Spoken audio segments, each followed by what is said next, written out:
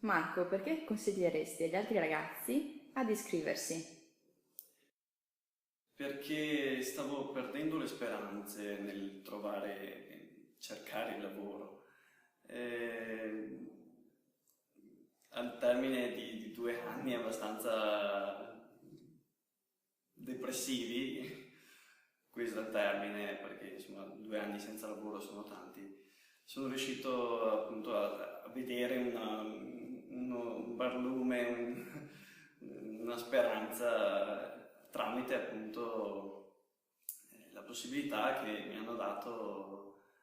ha dato Cescut per cominciare ad entrare nel mondo del lavoro attraverso uno stage.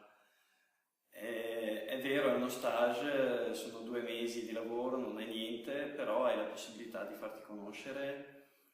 dall'azienda, di esprimere le tue potenzialità, anche ciò che pensavi di non avere, e per cui insomma un lavoro è sempre un lavoro, insomma alla fine, anche se sono 2 mesi, poi alla fine puoi pensare che quell'azienda potrebbe prolungarti il contratto, come è successo con me, insomma.